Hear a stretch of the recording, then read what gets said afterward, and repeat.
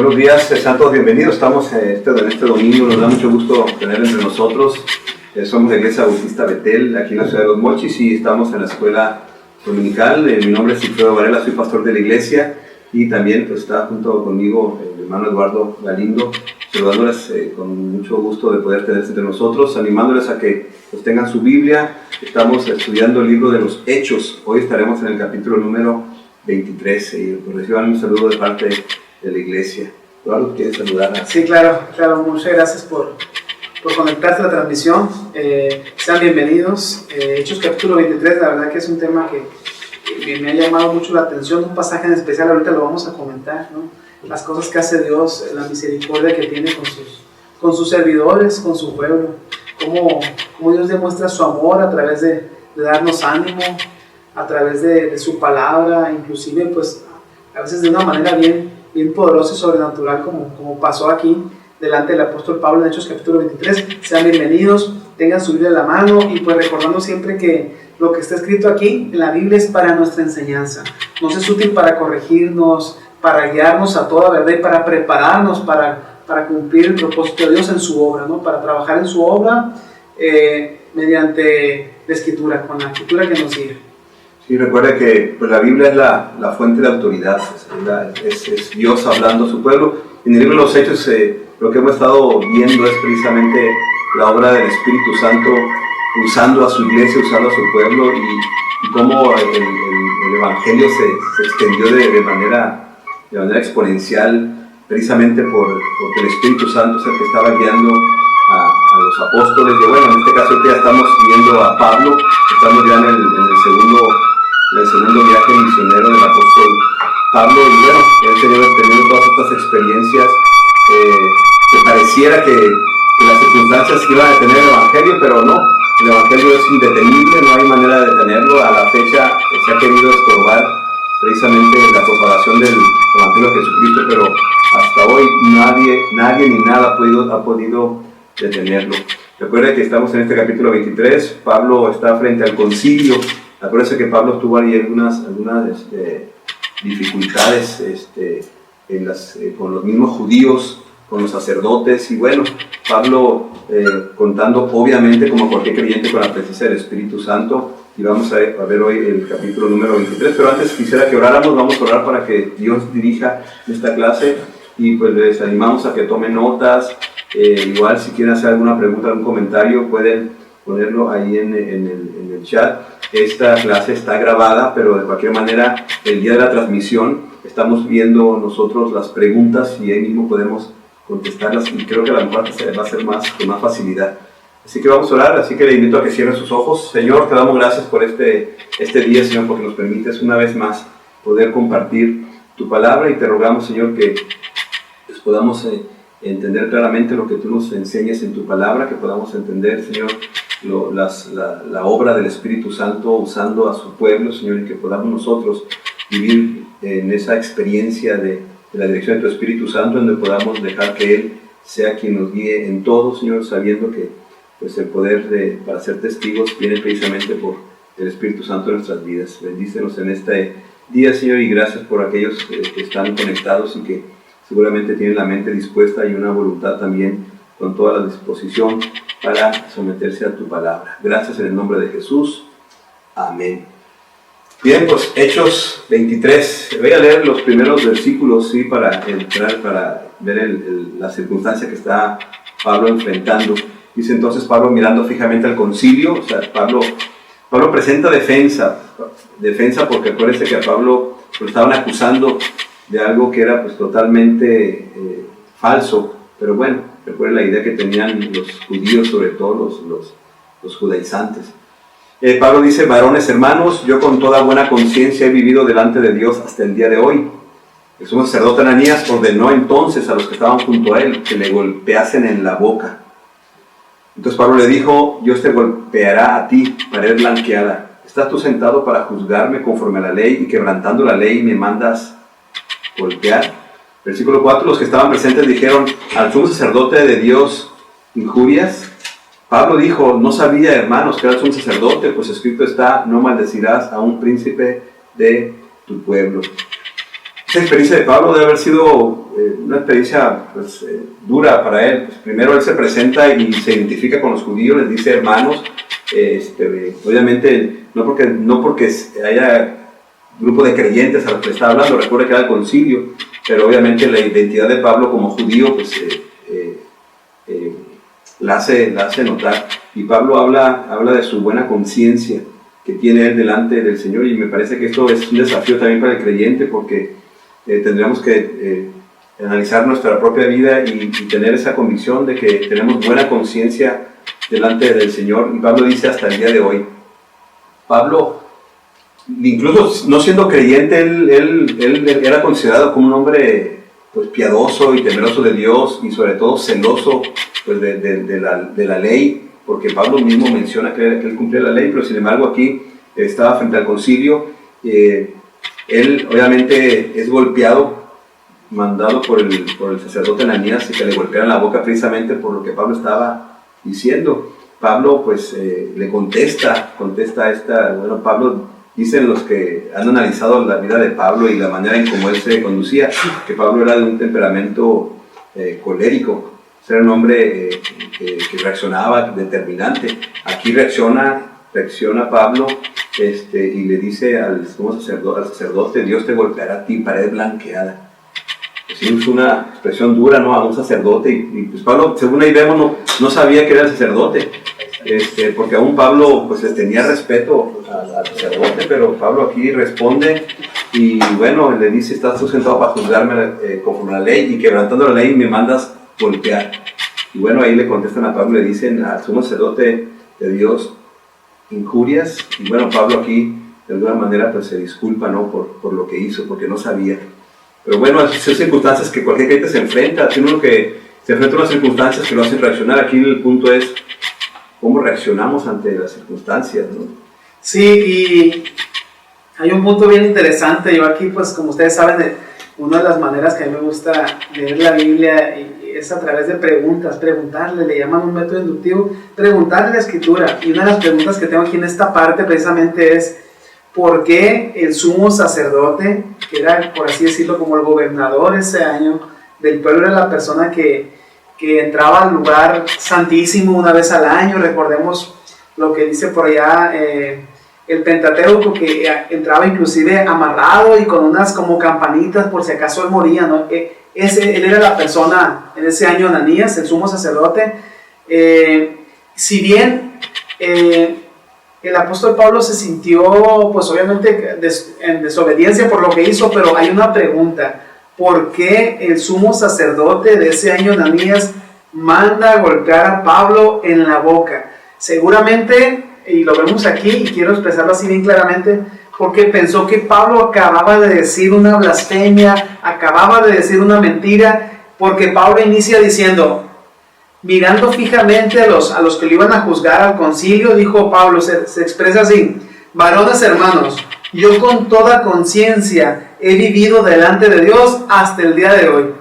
Punto. Versículo 1 del capítulo 23. Esto que dijo Pablo, que él está diciendo, oye, yo estoy bien con Dios, estoy bien con la iglesia, estoy bien con Dios. ¿Cuál es el problema? O sea, recordemos que Pablo estaba presentando defensa. No vemos un abogado defendiendo a Pablo, sino que él mismo era su abogado. Y en este caso, al escuchar el sacerdote, el sumo sacerdote Ananías, escucha a Pablo y lo primero que lo manda a golpear. Se sintió ofendido el sumo sacerdote por esta afirmación de Pablo de que él tenía buena conciencia. Es decir, él se estaba declarando sin duda inocente, ¿no? Pablo se disculpa, pero me llama mucho la atención que el hecho de que Pablo se considerara inocente delante de Dios y obviamente delante de todos ellos, no fue una razón de alguna manera se sintió como ofendido, sintió que Pablo estaba blasfemando en contra de ellos, en contra de Dios, y lo manda a golpear. A mí me llamó mucho la atención esto, pastor, como la defensa de Pablo. Esta era la percepción de Pablo: oye, yo hago lo correcto, yo obedezco a Dios, ¿no? Y esto a veces, la percepción que tuvo el sumo sacerdote definitivamente no fue la misma que el apóstol Pablo, y bueno, lo enfatizo porque es lo que a mí me llamó la atención en esta parte, ¿no? Sí, bien es cierto, esa señal de golpe en la boca era como una reacción ante algo indignante, pues, o una señal de blasfemia. Y Pablo reacciona y le dice prácticamente cuando la frase pared blanqueada es como decirle hipócrita. Sí, hipócrita, ni más ni menos. Sí, y Pablo, bueno, cuando Pablo reacciona y dice después que no se dio cuenta que era un sacerdote, algunos explican pues que Pablo tenía problemas de visibilidad o que la falta de familiaridad con este sacerdote también, con este sacerdote, bueno, Pablo las conocía.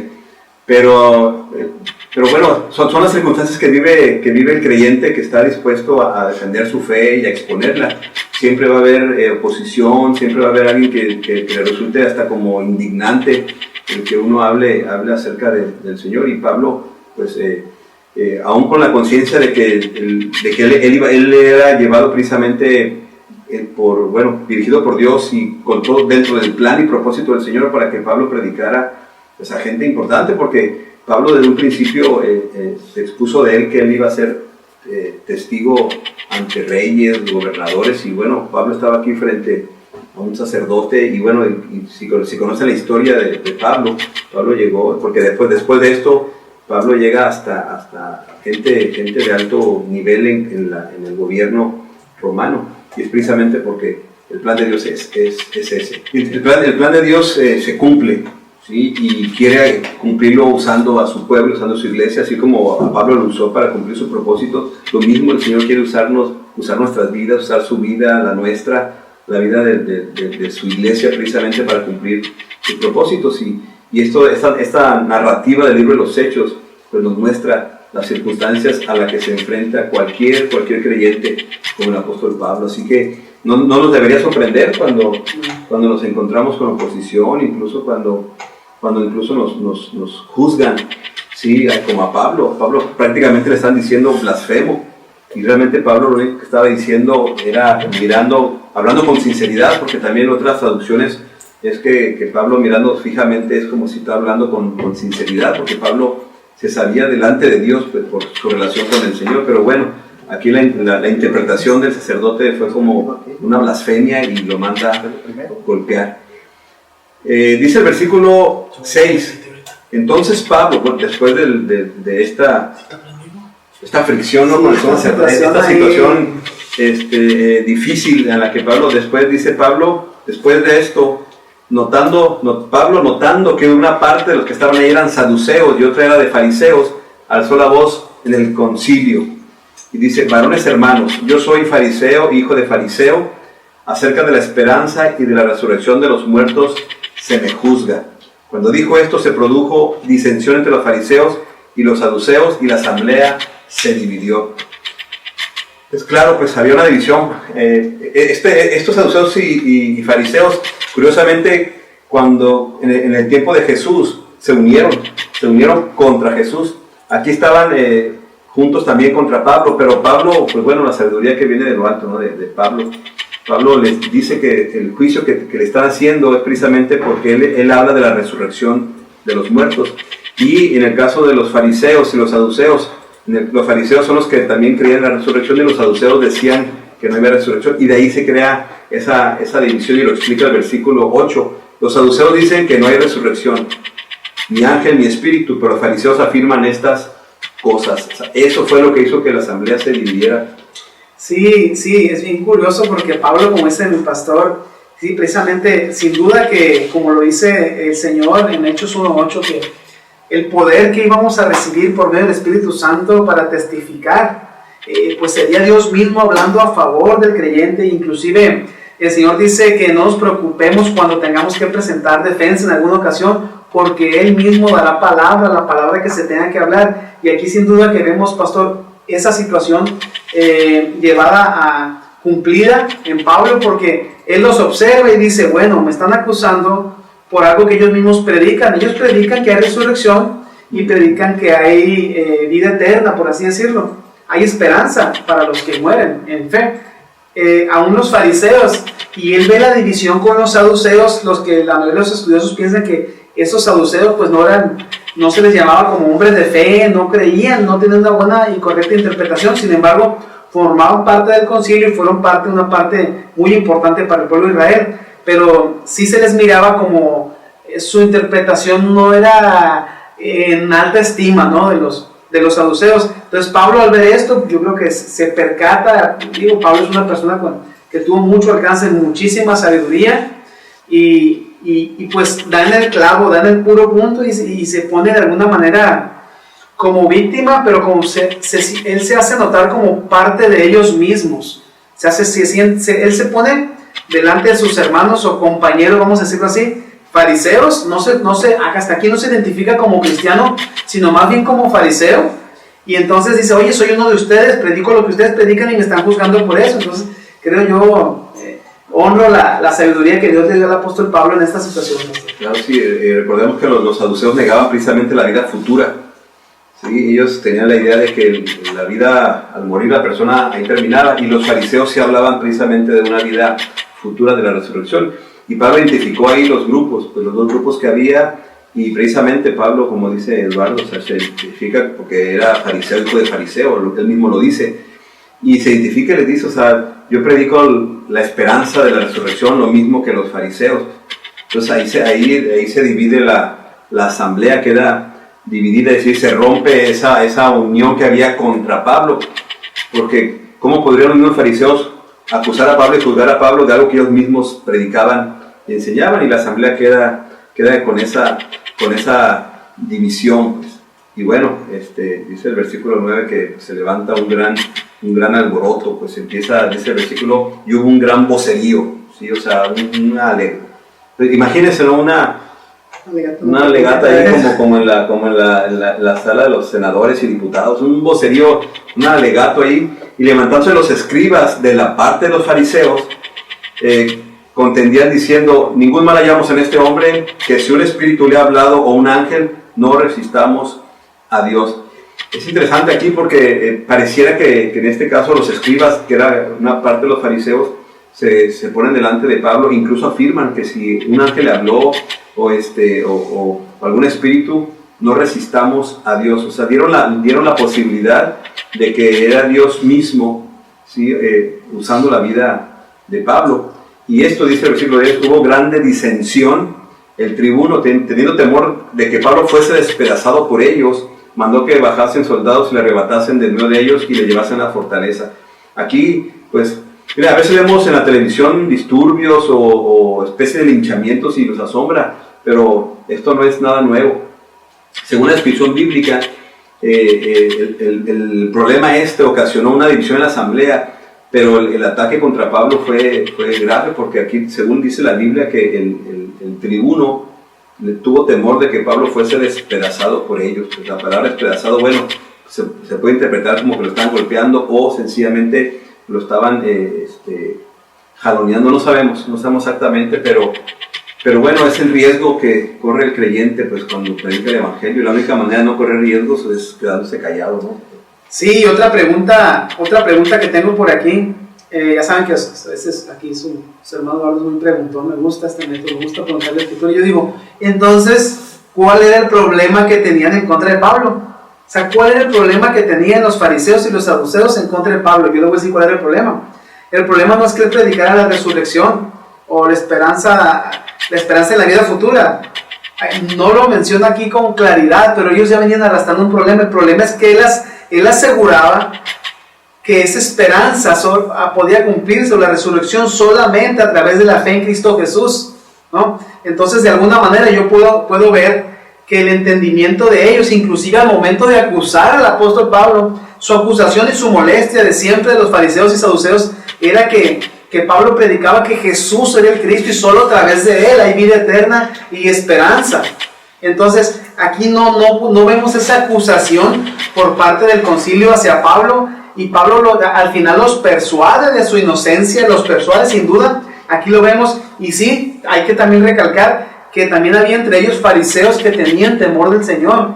Tal vez ellos no reconocían hasta este momento que Jesús era el Cristo, es lo más seguro, aunque no puedo evitar pensar que por aquí andaba también Nicodemo, tal vez estaba por ahí, tal vez estaba el mismo Gamaliel, no sé, algunos que sí son reconocidos, que llegaron a ser creyentes en Cristo Jesús, como llegaron a reconocer a Jesús como su Señor y Salvador. Seguramente ellos estaban por aquí también, y sabemos sin duda, por otras respuestas de Gamaliel también en el libro de Hechos, que era un hombre muy sabio, ¿no? Entonces, ¿cuál era el problema de ellos?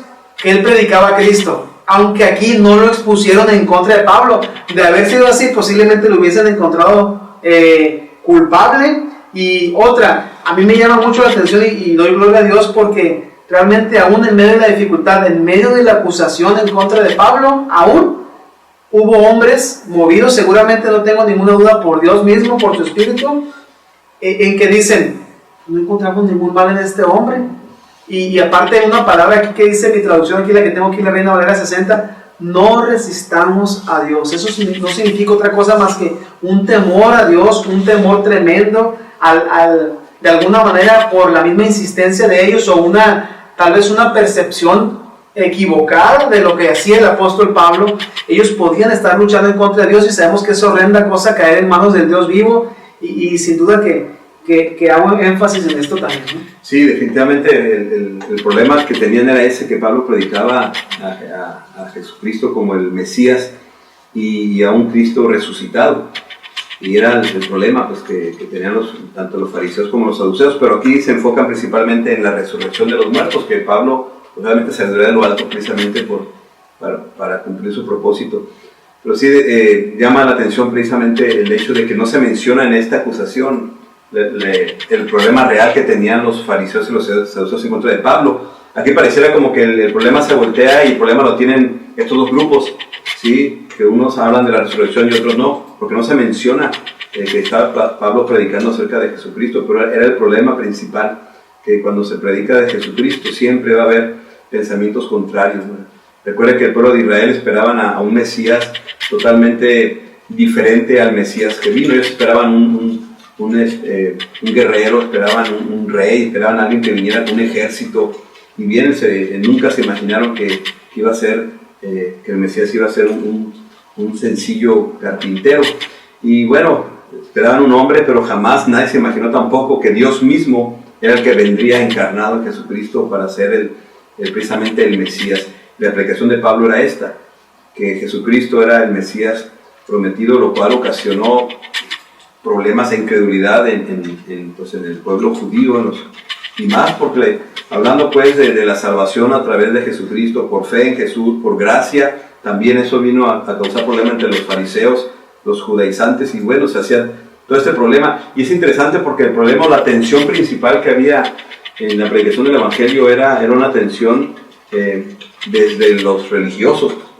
Sí, Dios confundió su entendimiento, hasta olvidaron cuál era el problema, porque estaban acusando a Pablo. La verdad que tremendo el Señor como obra en nuestra defensa, ¿no? Y además, también hubiera sido el que acusaran a Pablo por predicar a un Cristo resucitado, sería lo mismo que hablar de la incredulidad sobre la resurrección.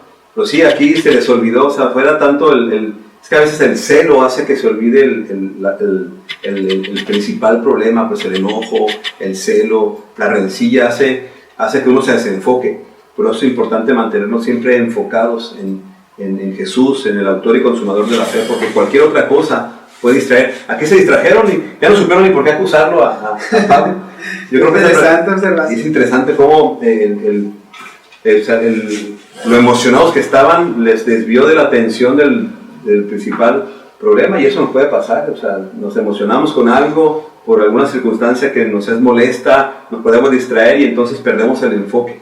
Aquí afortunadamente se pierde el enfoque para beneficio de Pablo, porque, bueno, ahora aparente beneficio porque dice la Escritura que, el problema fue tan grande ahí, incluso en contra de Pablo, que se ordena a los soldados que lo bajen para sacarlo de ahí, para protección de Pablo. Y esto ya es la segunda, esto de la defensa de Pablo, o que lo cuidan, no va a ser la primera ni la última, porque a Pablo, aun cuando lo llevaban de alguna manera preso, lo cuidaban. No fue la primera vez. Ahora sí que Pablo la libró. Bueno, el Señor lo libró a Pablo de muchas, porque acuérdense que el propósito del Señor era llevarlo hasta Roma.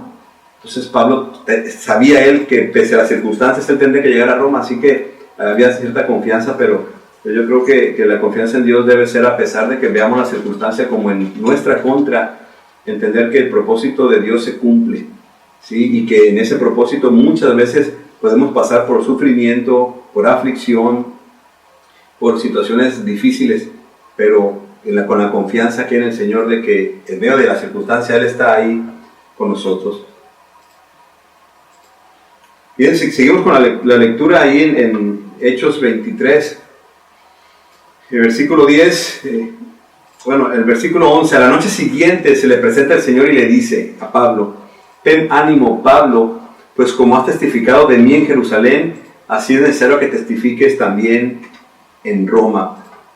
Venido el día, algunos de los judíos tomaron vamos a ver este versículo 11 porque es interesante, pues como Pablo tiene esa revelación de parte del Señor. El Señor se le presenta y le dice estas palabras: ten ánimo. Entendiendo pues que la circunstancia que estaba Pablo viviendo desde la perspectiva humana, a cualquiera lo desanima, porque Pablo estaba con una buena causa, la causa del Evangelio, y sin embargo estaba teniendo dificultades. Entonces cualquiera podríamos decir, a pesar de que estoy haciendo el bien y trabajando en la obra del Señor, ¿por qué me pasa esto? Pero el Señor le dice a Pablo: ten ánimo, confirmándole su compañía ahí con él. Le dice: así como testificaste de mí en Jerusalén, así va a ser necesario que prediques en Roma. Aquí Dios le estaba afirmando a Pablo el propósito para la vida de Pablo, y eso seguramente pues, le trajo mucha confianza al apóstol Pablo, porque también esta circunstancia de la promesa del Señor con el creyente es una promesa que le ha hecho el Señor. La hizo lo vemos en Hechos 1:8, esa promesa, y también la vemos en el Mateo 28, que su presencia continua, ¿no? El Espíritu Santo acompañando al creyente y haciendo la obra, es la confianza que tenemos, ¿no? Eduardo, de que independientemente de las circunstancias, el Señor va a cumplir su propósito usando nuestras vidas. Sí, la verdad es que al estudiar Hechos capítulo 23, una de las cosas que a mí más me impactó mi vida, mi mente, mi corazón, es esto, precisamente este versículo. Recordemos el contexto: está Pablo en medio de un juicio, pero de un juicio donde lo quieren matar, un juicio donde la palabra que usa aquí la RB60 en el versículo 10 es temían inclusive los soldados romanos que fuera despedazado. O sea, me imagino que estaban dispuestos a matarlo a mano, como dicen, ¿no? A matarlo entre ellos, no sé, tal vez a pedradas, golpearlo. Estaban tan enfurecidos, de hecho no tengo la menor duda de que era así. Imagínate, te están enjuiciando, pero la gente que está enjuiciándote o está en tu contra no solamente quieren que te castiguen o que te encierren, simplemente ellos tienen un corazón decidido a matarte, ¿no? En la primera oportunidad, y esto lo entendieron claramente los custodios romanos. Pero en medio de esta defensa y en medio de toda esta situación, que no sé ustedes, pero a mí me parece una situación, la adrenalina debió haber estado al 1000%, tanto en los acusadores como inclusive en el mismo apóstol Pablo, ¿no? Una dificultad, Señor, en su interior, orando al Señor: Señor, defiéndeme, Señor, me quieren matar, Señor. No sé, no creo que haya sido algo para nada simple, al contrario, creo que fue de las peores situaciones por las que pasó el apóstol Pablo. Y en medio de eso peor, de esa oscuridad tan tremenda, ¿no?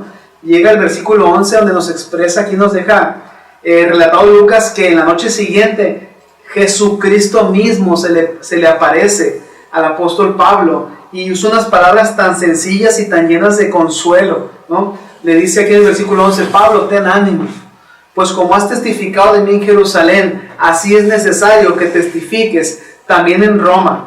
Qué consuelo que Jesús mismo, en este caso del apóstol Pablo, ¿no? La grandeza de la revelación, ¿no? La gracia de Dios revelada o derramada hacia el apóstol Pablo, le garantiza directamente por la voz de su Señor Jesús, a quien él sirve fielmente, le garantiza que no va a morir en ese momento, no va a morir en los siguientes días, porque le dice que es necesario que testifique también en Roma. Entonces, ¿qué mayor consuelo y seguridad podemos recibir de parte de Dios, si no es de la misma voz de Jesús asegurarnos que por lo menos vamos a llegar a cierto lugar donde el Señor nos dice? Sí, esto también nos recuerda que, Pablo no estuvo allá cuando leemos Mateo 28, cuando Jesús les hace la promesa y la gran comisión como la conocemos. Pablo no estaba ahí.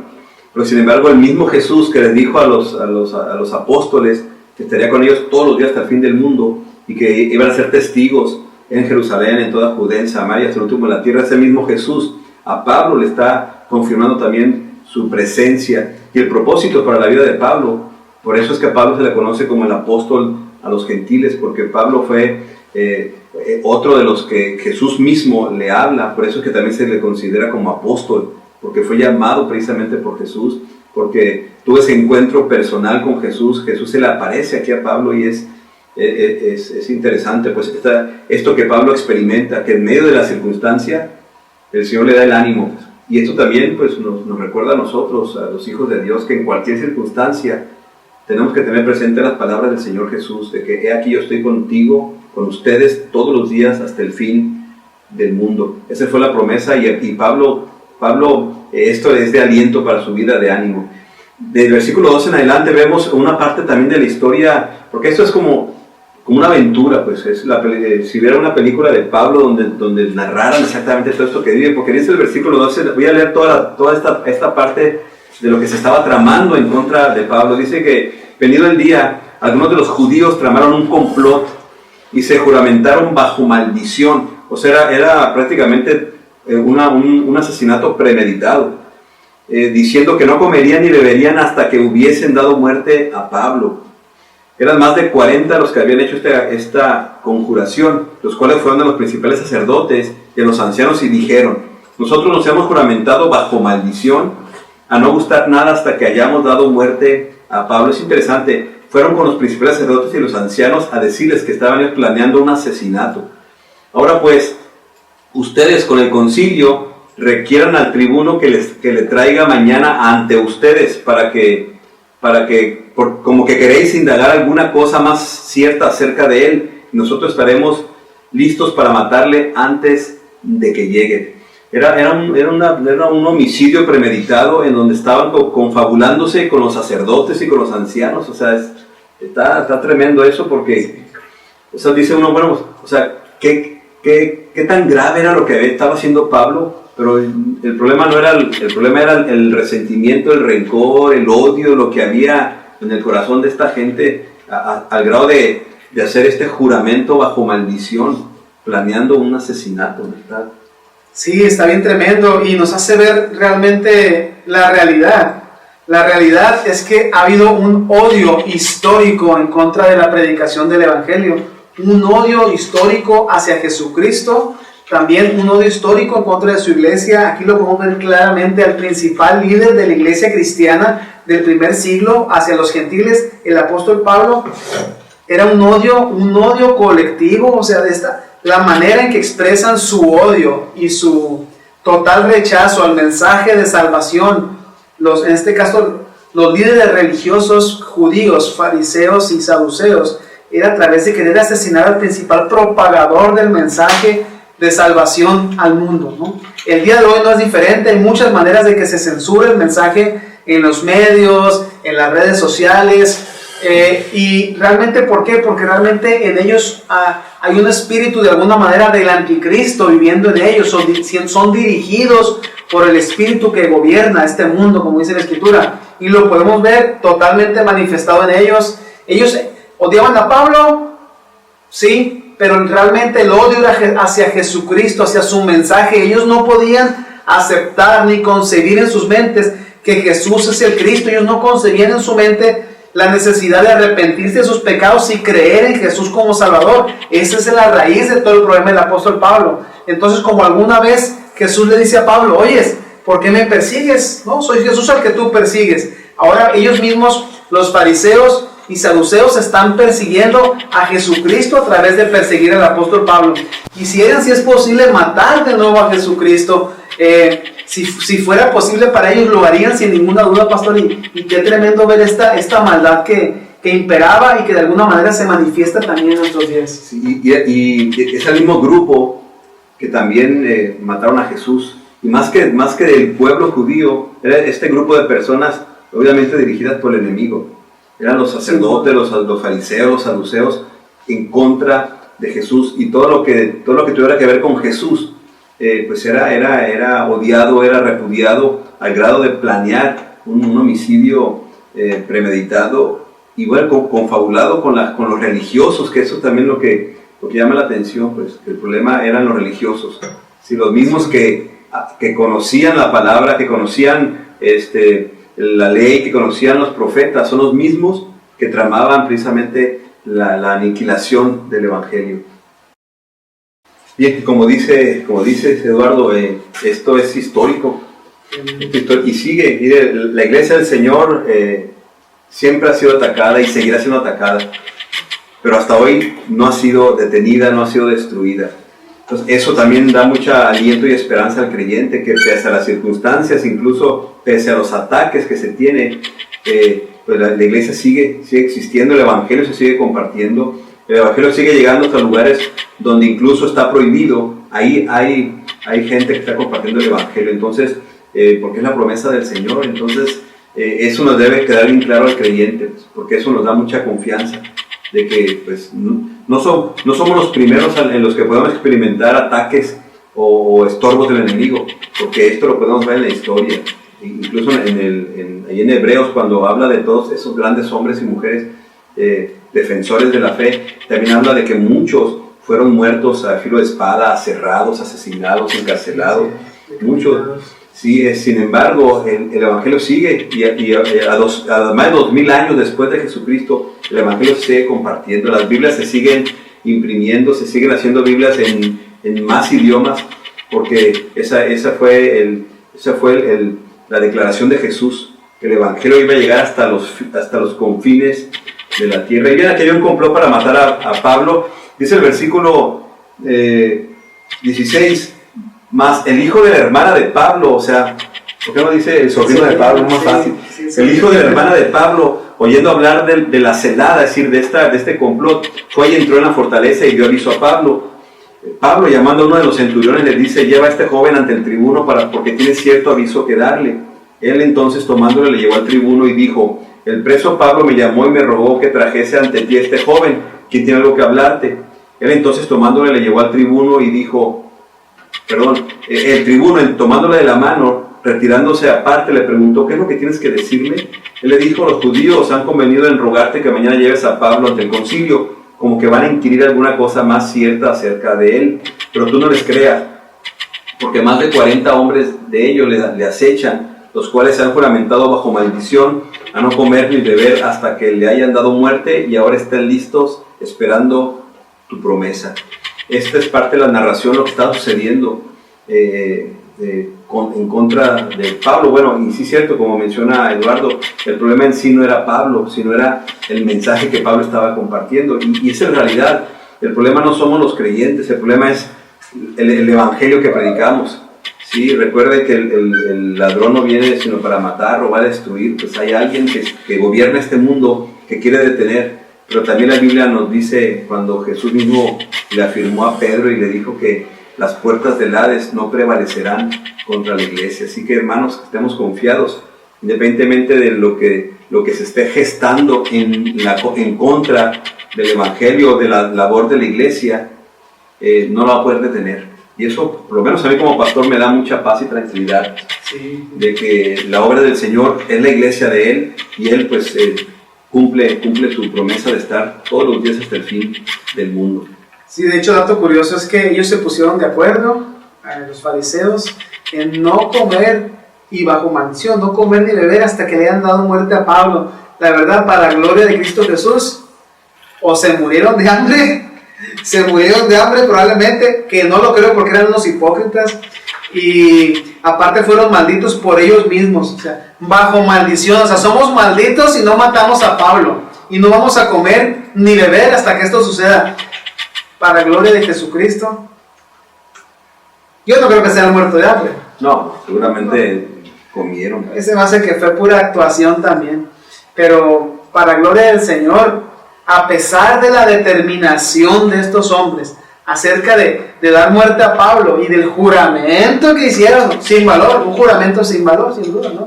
Porque yo creo que la Biblia sí nos mencionaría, los hombres tenían tanto compromiso de matar a Pablo que se murieron de hambre. No creo sinceramente, pero me llama mucho la atención la aparente determinación, la aparente piedad, la apariencia y la hipocresía, y yo creo que en el fondo pensaban de alguna manera que le hacían un favor a Dios, o por lo menos eso querían hacer ver, ¿no?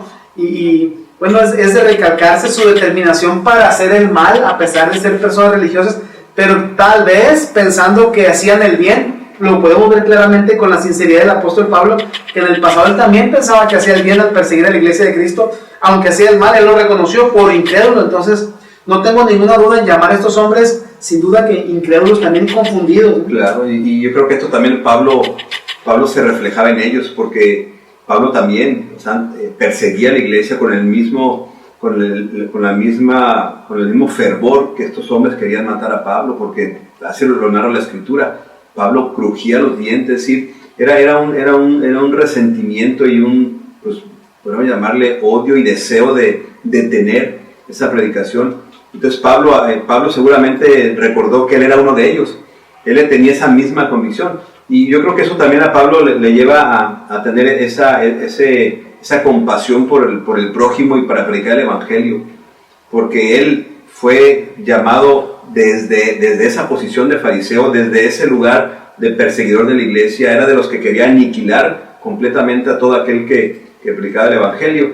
Y aquí pues hay un complot contra Pablo. Su sobrino se entera, bueno, el sobrino va y da aviso porque Pablo le recomienda esto, que vaya y que comparta con el tribuno precisamente este complot, esta celada contra Pablo. Pero sí es cierto, los fariseos hicieron un voto solemne. Es interesante porque para el mal, para todo eso, hay compromiso, hay determinación, hay entrega. Sin embargo, a veces para hacer el bien, pues parece que hay falta de compromiso, hay falta de entrega. Y a mí me llama mucho la atención Pablo, porque con el mismo fervor que Pablo perseguía a la iglesia, ahora en Cristo, con el mismo fervor, compartía de él. Y esto yo creo que nos desafía. No quiero que recuerden mucho su vida pasada, porque no va a ser que se les antoje, ¿no? Pero con el mismo entusiasmo y con las mismas ganas que hacíamos lo que hacíamos, deberíamos ahora en Cristo. Si nos desvelábamos en las fiestas, pues ahora desvelémonos orando. Y a veces cuesta trabajo, ¿verdad? Sí, no me puedo desvelar, pero antes hasta nos amanecíamos. Bueno, Pablo, con el mismo fervor que vivió su vida separado del Señor, ahora en Cristo el mismo fervor tenía y el compromiso, porque Pablo seguía siendo, en cuanto a compromiso y entrega a su convicción, el mismo Pablo, porque así estaba entregado como estos, haciendo un voto solemne por detener el Evangelio, que no sé si alguno de estos también se llegó a convertir, y debe haber sido también de los que, pues, fariseos, como decía, puede haber estado Nicodemo entre ellos. Nicodemo se convierte, y bueno, y por ejemplo otros hombres, Pedro, pues también ellos dicen que también pertenecían a la secta de los fariseos. No un fariseo, pero sí pertenecían, porque seguramente eran de los que escuchaban lo que los fariseos enseñaban. Pero bien, aquí vemos cómo la vida de Pablo, comparado con la vida de estos más de 40, cualquier vida, independientemente del estilo de vida que se lleve, la presencia del Espíritu Santo la transforma al grado de que ahora se convierten en unos propagadores del Evangelio. Es lo mismo que nos pasó a ustedes, me pasó a mí, me pasó a ti. Sí, la gracia de Dios se derrama sobre sus pueblos, sobre el que le busca sinceramente.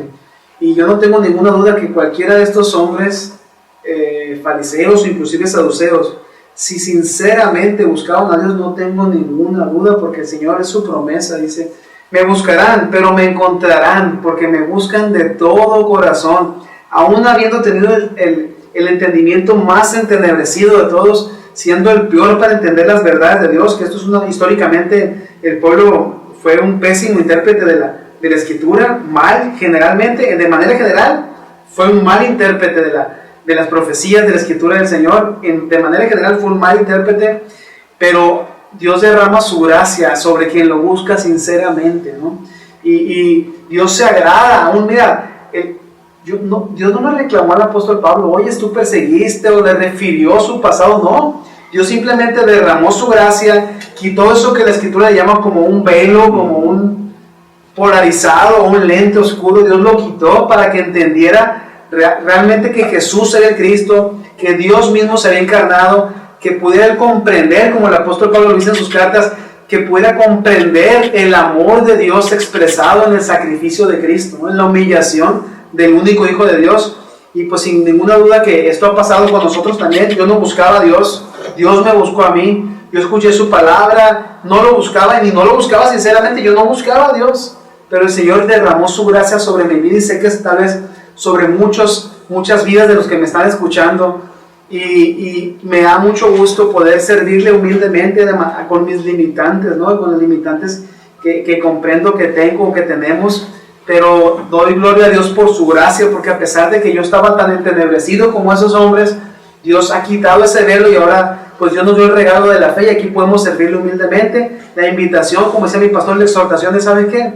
Reconoce, necesitamos entregarnos más al Señor, reconocer nuestros errores aún en el caminar en la vida cristiana y servir a Dios de una manera sincera, que no sea carga, sino que nos sea un gozo y entender que es un privilegio servirle al Señor.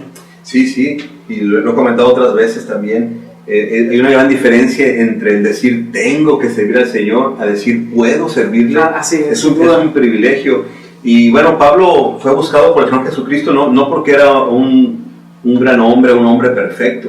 Era un hombre pues, mal enfocado, con ideas todas torcidas respecto a sus creencias, pero así el Señor lo encontró útil para la obra del Señor. Lo mismo sucede con nosotros. La gracia del Señor es la que precisamente hace que en medio de nuestra debilidad el poder del Espíritu Santo se fortalece precisamente en nuestra debilidad, y Pablo lo dice más adelante. Pero bien, Pablo pues ahí no estaba preso, pero estaba resguardado pues, precisamente por el temor de que lo mataran, y bueno, Pablo experimentó muchas veces, estuvo muy cerca de la muerte. Sigue diciendo el versículo 22, entonces el tribuno despide al joven y lo manda que no le diga a nadie lo que del aviso que le habían dado. Bien, repito, voy a leer el versículo 22. Entonces el tribuno despidió al joven mandándole que a nadie dijese que le había dado aviso de esto. Llamando a 2 centuriones, mandó que preparasen para la hora tercera de la noche. Fíjense lo que me llama la atención, pues Pablo, era Pablo, pero dice que para la tercera de la noche prepararan 200 soldados, 70 jinetes y 200 lanceros para que fuesen hasta Cesarea, para cuidar a un solo hombre. Dios le mandó, la verdad, esa protección. Sí, porque a mí se me hacen, son 470 personas para cuidar a Pablo. Sí. Porque eran un poquito más de 40 los otros, pero aquí estamos hablando de 470, 200 soldados, 70 jinetes, 200 lanceros para que fueran hasta Cesarea, y que preparasen cabalgadura en que poniendo a Pablo lo lleven a salvo a Félix el gobernador. Y escribió una carta en estos términos: Claudio Lisas, al excelentísimo gobernador Félix, salud. A este hombre, hablando de Pablo, aprendido por los judíos y que iban ellos a matar, lo libré yo acudiendo con la tropa, habiendo sabido que era ciudadano romano, y queriendo saber la causa por la que le acusaban, le llevé al concilio de ellos. Y hallé que le acusaban por cuestiones de la ley de ellos, pero ningún delito tenía digno de muerte o de prisión. Pero al ser avisado de acechanzas que los judíos habían tendido contra este hombre, al punto le he enviado a ti, intimando también a los acusadores que traten delante de ti lo que tengan contra él. Pásalo bien. Los soldados, tomando a Pablo como se les ordenó, lo llevaron de noche a Antípatris. Y al día siguiente, dejando a los jinetes que fuesen con él, volvieron a la fortaleza. Cuando aquellos llegaban a Cesarea y dieron la carta al gobernador, presentaron también a Pablo delante de él.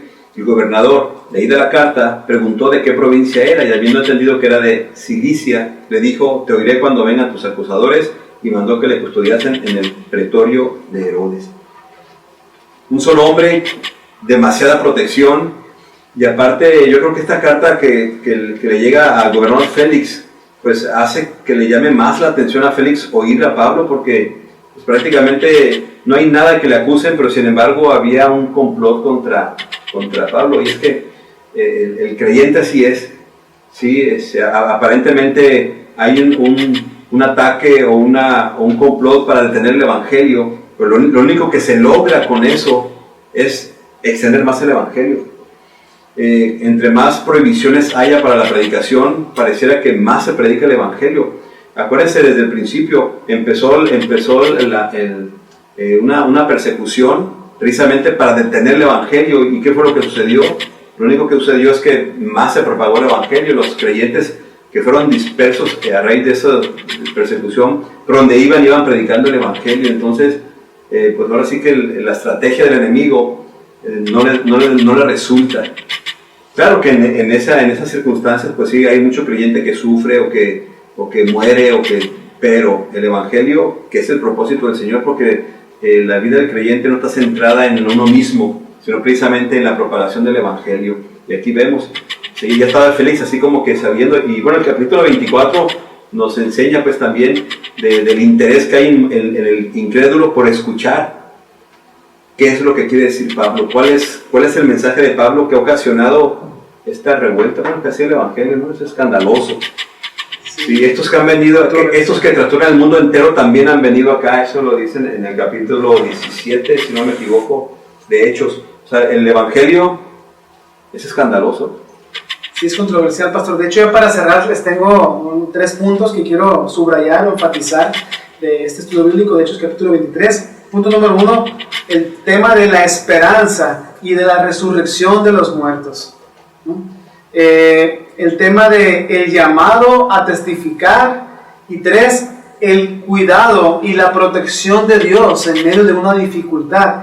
Aquí no hay ninguna duda que podemos enfatizar esos 3 puntos. Hay muchos más temas, ¿no? Yo aquí quisiera compartirles brevemente un breve resumen. No resistir al Señor. Hay veces que no entendemos claramente cómo Dios llama a servir a alguien, ¿no? Otro tema bien importante también es cómo hay oposición y hay una resistencia y un odio hacia el mensaje del Evangelio. Un odio natural, desde quien practica el pecado, de quien practica la hipocresía, la falsedad, la apariencia, y que a pesar de las trampas tan fuertes que le pusieron aquí a Pablo, a pesar, Dios usó de una manera muy, muy sencilla, podemos decirlo, usó a un niño para librar al apóstol Pablo, ¿no? Entonces, uno de mis mensajes que quiero darte el día de hoy es ¿dónde está puesta tu esperanza? Si has puesto tu fe en Jesús, tú puedes estar seguro de que, aquí como lo dijo Jesús en Juan capítulo 11, versículos 25 y 26, Jesús les dijo: yo soy la resurrección y la vida. El que cree en mí, aunque esté muerto, vivirá. Y todo el que vive y cree en mí no morirá jamás. ¿Crees esto? Dice el Señor Jesús, ¿no? Sí, el Evangelio, y esto también es importante que quede en nuestras mentes, es indetenible. Y sencillamente es indetenible por la presencia del Espíritu Santo en la vida del creyente. Y Él lo dijo Jesús mismo, allá en Hechos 1:8, que cuando llega el Espíritu Santo sobre el creyente, iba a tener el poder para hacer evidencia, para testificar. Y Jesucristo ahí mismo no les sugirió hasta dónde, sino les dijo que el mensaje del Evangelio iba a llegar hasta lo último de la tierra. Y ese es un mensaje que da esperanza al creyente de la protección del Señor, el cuidado. Pero se necesita, pues, de parte del creyente el compromiso, la entrega y la valentía para cumplir con el propósito por el cual existe la iglesia: compartir el Evangelio de Jesús a pesar de los obstáculos, a pesar de los ataques, a pesar de las trampas, de las artimañas que usa el enemigo. Así que, hermanos, pues les animo a que vivamos esa experiencia de ese encuentro con Jesús permanente en nuestras vidas, haciendo la tarea que nos encomendó: predicar el Evangelio. De todo lo demás, Él se encarga. Aquí lo vemos, hasta de los obstáculos Él se encarga de quitarlos, de moverlos. Pero es importante que mantengamos nosotros puestos los ojos en Jesús, enfocados. Pablo mismo decía: olvidando ciertamente lo que queda atrás y extendiéndome a lo que está delante, ¿sí? Prosigo a la meta. Es decir, Pablo estaba enfocado en la tarea, y las circunstancias pues son circunstancias que llegan a la vida del creyente, pero pues una de dos: o te entretienes en la circunstancia y te desenfocas, o sencillamente pues le pides al Señor, confías en el Señor y sigues cumpliendo el propósito del Señor. Bien, pues terminamos la escuela dominical. Fue un placer estar con ustedes. Les animo a que pues, compartan esta transmisión. Les animo a que llamen a sus hijos, a sus niños. Ahorita, después de esto, a las 11:30 tenemos la escuela dominical infantil, y a las 12 tenemos el servicio de predicación, y por la tarde a las 7 también seguimos con otro servicio más de predicación. Estamos predicando Lucas, el Evangelio de Lucas, sí, capítulo 12, capítulo 13. Así que les animo y pues gracias Eduardo. Gracias, pastor, por invitarme. Y seguimos dando las gracias también a quienes están aquí colaborando en la transmisión. Edgar, gracias también. Gracias, Edgar. Sí, así que vamos a orar para despedirnos, sí, y recuerde pues que tenemos una gran tarea que hacer. Así dijo Nehemías cuando por ahí Zambalá andaba levantando chismes y quería que fuera y dijo Nehemías, no, yo no me distraigo, tengo una gran obra que hacer. Vamos a orar. Señor, te damos gracias por tu palabra, por la verdad que encontramos en ella, por la autoridad que es tu palabra, y gracias, Padre bendito, porque tenemos el privilegio de poder leerla, de poder escudriñarla. Bendícenos, Señor, ahora y siempre, y te ruego también por todos los que escuchamos hoy tu palabra, Señor, que podamos tener esa confianza de que tú estás con nosotros, la esperanza también, Señor, de una vida no solo aquí en la tierra, contando con tu presencia, sino también estar en tu